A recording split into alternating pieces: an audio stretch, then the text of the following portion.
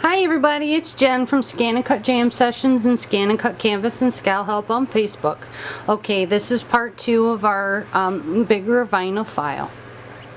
Alright, you see I brought it up here, but you see how it looks?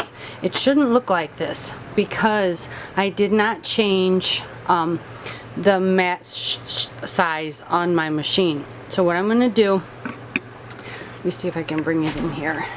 Sorry. Okay, you see the panel here? See this little wrench? Push the wrench. Okay, so let me set this back down now. Okay, so we're going to push the wrench. Let me get this focused. There we go. Push the wrench and it says cut area. Let's hit that. Well, right here it says 12 by 24. That does not mean that that's what's selected. Right up here is what's selected. So it says 11.73 by 11.65. Now you remember when I was creating the file and I said you need to keep it away from the edges because our machine doesn't recognize a true 12 by 12. This is what it recognizes, okay? So that's why in scale, if you put something right up along the edge, right against that line, when you bring it over here, it shows that it's over. It's not something in Scale's program. It is actually our machine because it only reads an 11.73 tall and 11.65 wide, okay? So anyhow, what we want to do is we want to select the 12 by 24 and click OK. Click OK again, and we're going to bring it out here, and there's our little shape, okay? So now what I need to do is I need to go put my vinyl on my 12 by 24 mat. You can go ahead and slap down an entire sheet of black vinyl, or I'm not going to use black, I'm sorry. If you can put down an entire sheet, but what I'm going to do is I'm going to use these grid marks. So I'm going to go in here and I'm going to count because I don't want to use an entire sheet. That's an awful lot of waste. And another thing that I don't use is I do not use weeding boxes. A lot of you can and a lot of you do, and that's fine. I prefer to cut it myself when it's already been cut out. I use my scissors and I do it that way. It is your own preference, so do it however you like to do it. Okay, so I'm going to stop this. I'm going to go ahead and I'm going to come in here and I'm going to count my squares. That's how you do it by the grid. So I'm going to count up 1, 2, 3, 4. So I'm going to have 4 open. And then at the top, I'm going to have 1, 2, 3, 4 open, 2. And then I count over and up. And that's how I set my vinyl. I shall return. Okay, so I measured it. And this is a 12 by 24 of the Oracal 651. And being that this is neon, we know that the neon does not have the outdoor life that a normal colored Oracal 651 has, okay? So I know that this outdoor life, I think is like 3 to 5 years, but you can check on that just because of the neon colors. Which is okay with me because most of my decals don't last that long anyhow. But I know I measured in, okay, so if we're looking at this being the full mat, I measured in 4 inches on each side, which means I can take a total of 8 inches off of it. So if you subtract 8 from 24, that will leave you 16. And it was pretty much a full 12 inches tall. So what I'm going to do is I am going to cut this. I'm going to chop the 8 inches off it, and I'm going to position this on my sheet accordingly that way, okay? Okay, I've cut off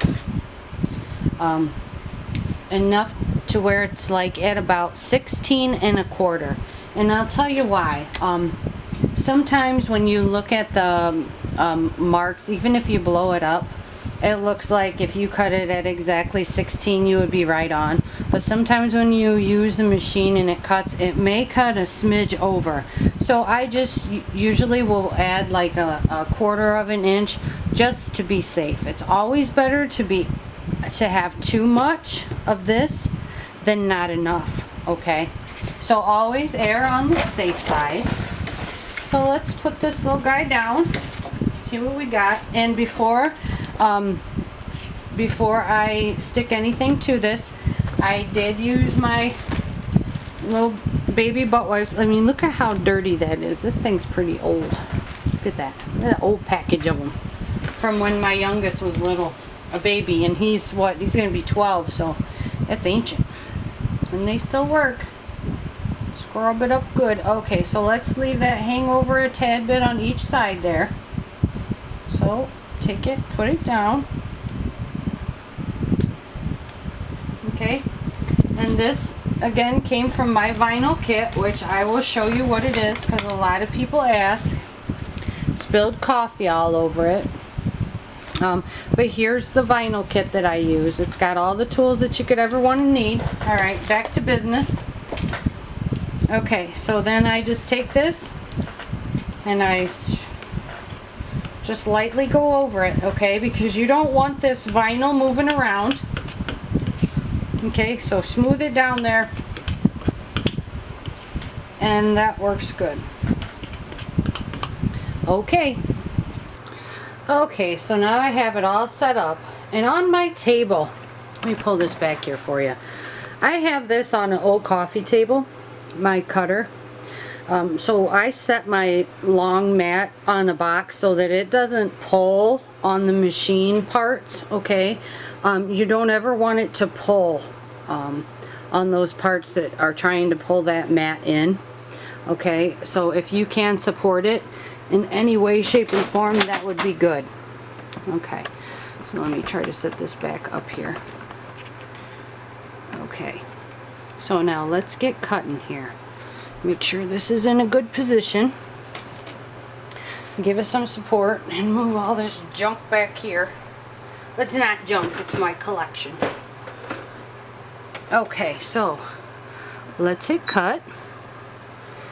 First, let me take out my blade just to make sure. Yes, it is set at, let me see if you can see this. It's set at 1.5.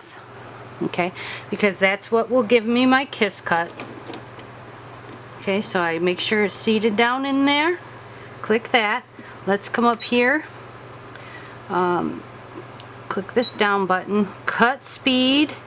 Is it a 4? That's okay. Cut pressure at a -1. Okay.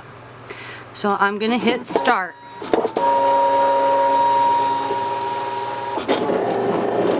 Just make sure nothing blocks your mat going in and out. And this is a pretty not very intricate design. And right now I'm actually holding up the end of the mat so it can kind of move freely.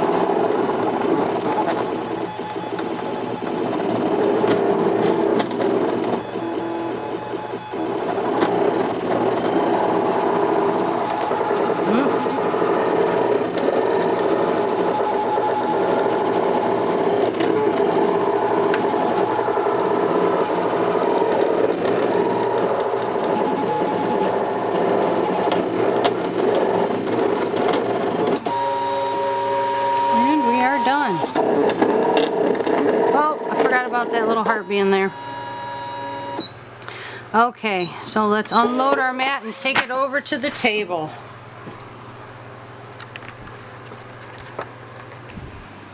Okay, so it cut perfectly. It cut right to the edge here, and we had a little bit left over there. But, and I know it's like next to impossible to see this, but right there.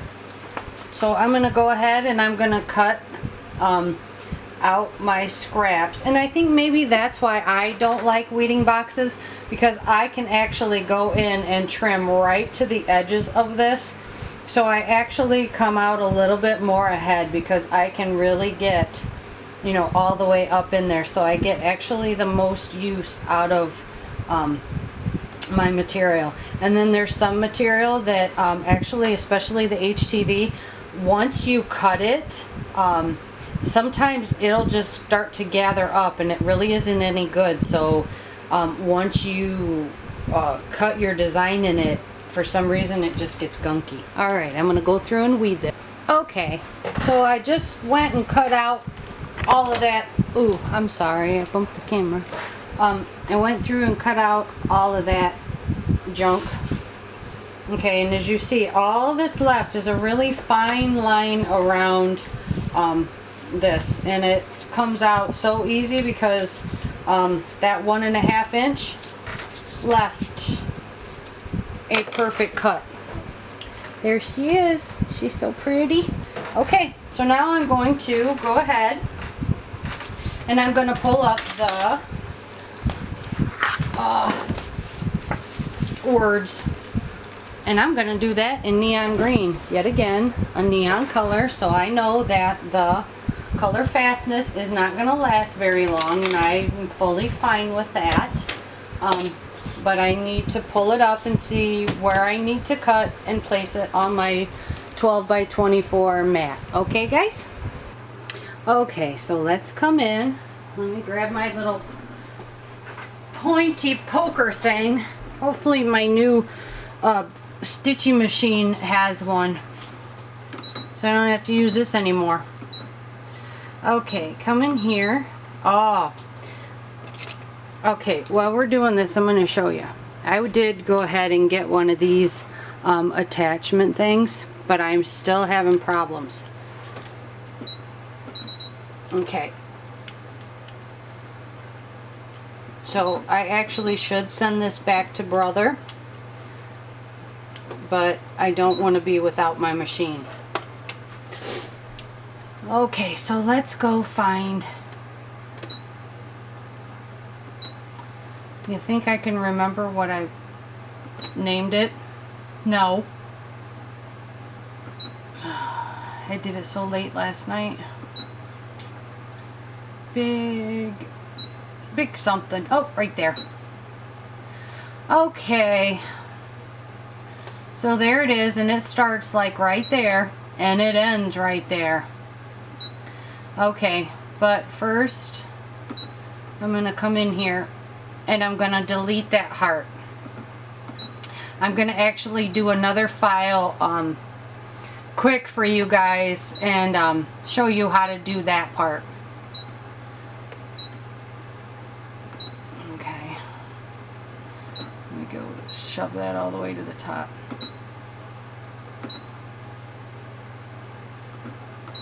Okay, so let's go get that done. And you see how my screen, that didn't light up because it knows I don't have the paper loaded in there.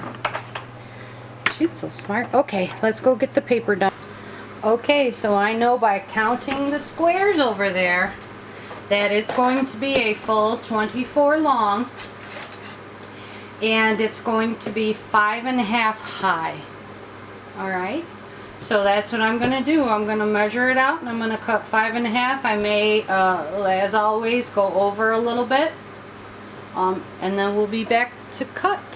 Okay, we got all the paper cut, so now we are ready to cut the words. But with this one, I think I'm going to back down the speed a little bit, and I'm going to back down the pressure.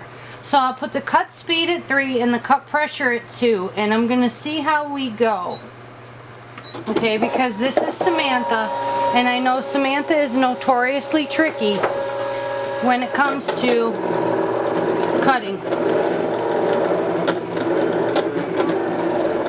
out of anything, vinyl and cardstock. So I'm gonna just kind of watch, make sure I really watch this and make sure that none of the vinyl peels up. Okay, guys? So far so good. We don't have any pull-ups or snags or anything. So normally when I do have a font that I know likes to pull, I will slow down the speed and I will lighten up the pressure. Sometimes that will require deepening the blade depth a little bit, So I'll make sure that I double check that before I go pulling the vinyl out of the machine. Okay. Okay, and right here, hopefully you can see this. Oh no. It's only me up here trying to record this by myself. What I did is, see that little kind of bump right there? I went ahead and went in and picked it up to make sure that the vinyl is going to release, because I reduced the pressure. So I wanted to make sure that my 1.5 setting on my blade depth was still cutting through it, and it is. So I'm going to go ahead and pull this over to the table and weed out the parts. Okay, so I have the green trimmed out. Now I am going to go through, like I told you, and I'm going to do a smaller vinyl, what am I looking for? Do a smaller vinyl file where I can do the registration marks. And the reason for that is because when you do that, you're going to need this white paper to actually stack it all on, and I don't have a piece of white paper this big, and I'm sorry, but I was not going to waste a bunch of vinyl just to do this. So I do have some white sheets like this size, so I can go ahead and do one this size, and that's what I'm going to do, and that's going to be a part 3, okay? So I'm going to go ahead and I'm going to finish weeding this, and I'm going to get it all set up. I'm going to come back and we're going to use some transfer tape. Okay guys, this is the transfer tape that I use. Okay, this is what I get from Stalls. It's like, they consider it 20 wide. Yeah, this is a 20 wide. Okay, I got 4 huge rolls of it, and I only paid, I think, like $15 for all 4 rolls. So I have enough of it to last me the rest of my life. This is the medium tack. They do have medium and low tack.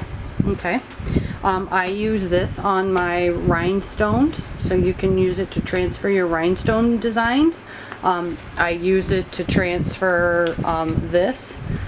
This is actually a heat transfer, so you can use it to transfer your HTV if you for some reason didn't have the carrier sheet that already comes with most HTV that we buy, and you can use it to transfer this stuff. It's just a really cool stuff to have, but that's what I use, medium tack heat transfer sheets, but it's so cheap that I use it to transfer everything. And 2, if you run into something that you need, let's say you got cat hair all over your clothes and you're heading out the door, you can use it for that too. But so you just cut yourself some that'll fit both of these, and I'll show you how to go about doing it. It doesn't have to be pretty because this is just mine. Okay, so that about right there. Okay. And remember, I always tell people there's more than one way to do many things that we do. Okay? That's the good part. And I don't know everything about everything. Most of the time I just accident my way into everything that I know. And if I can help, hey, I am more than willing and happy to help you all. Okay, so let's peel the backing off of this.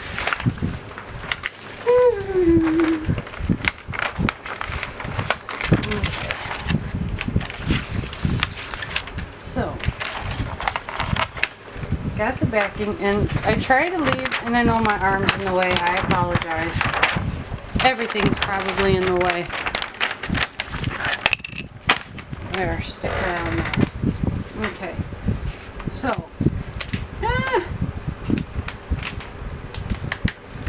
I don't want that on there yet. If it happens to stick accidentally like it just did, slowly try to peel it up.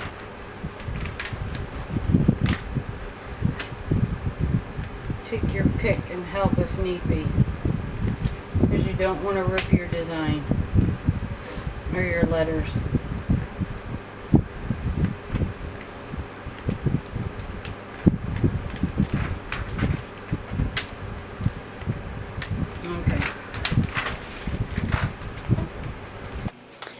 Hey everybody, it's Jen.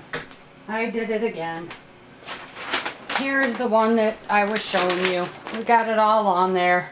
It's all centered. I did have to do another one though for the other side of my truck. Here's the word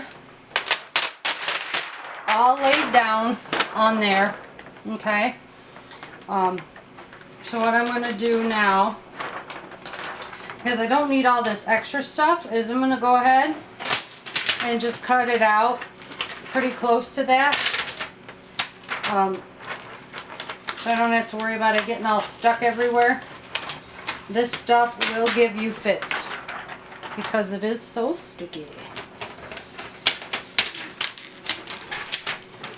This time I'm not going to shut it off. I'm going to keep recording so I don't lose the recording. Okay, so we got the middle part. We're going to run it down here.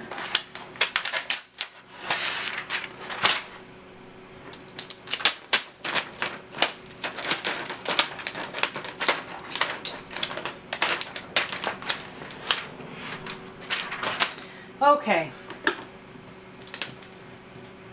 so let's lift it up off of here. We're going to peel the backing off. Be very careful with it.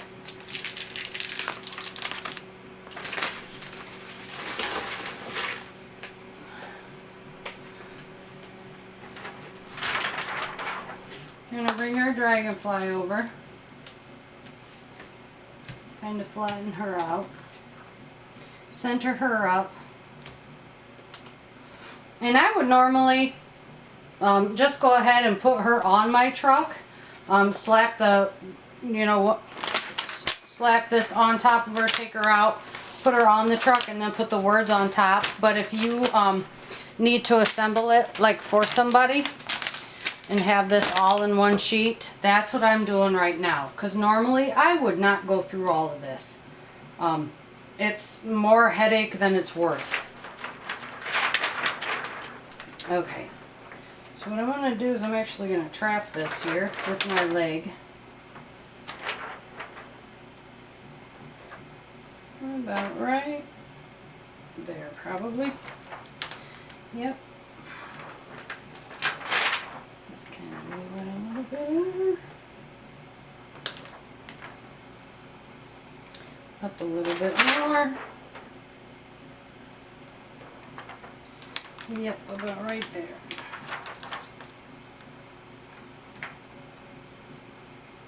Okay, so I'm going to stick this down on this side.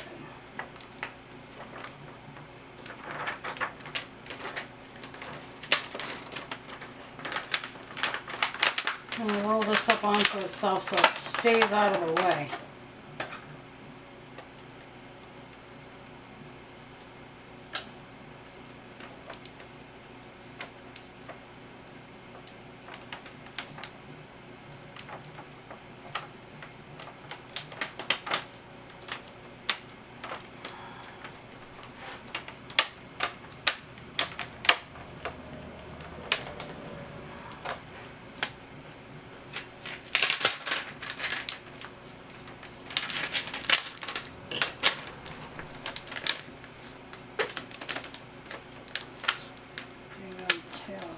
There we go.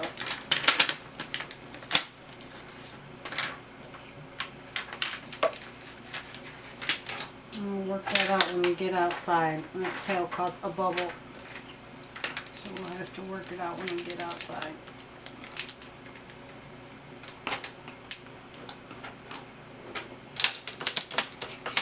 Okay, so that's how you'll go about assembling them together. Okay, if you want them to stick together. Part 2 will be, or part 3, like I said, is going to be the smaller file. But we'll see how these all fit together when we get out on my truck. Okay guys, we're ready to put the decal on the truck. We're going to use the wet method. So I have a little bit of water. And I want to kind of put a bit more on it just because we're using the Samantha font. And I do not want the font to grab the window too soon. And I don't want it to stretch or rip. I just have to let that go. I'll get it later. We have really strong winds today, which isn't good to put window decals on. Okay. As you see, it's already starting to dry, so let's put a bit more on here. Because I want to be able to slide it around if I need to. Okay, because that water will dry. You don't have to worry about it. So, grab it by the long parts. Kind of put it where I want it. Pull one end down, and then work your way over.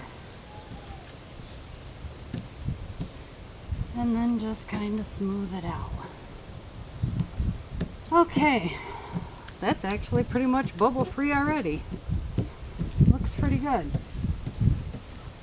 All right, hand smoothing it right now.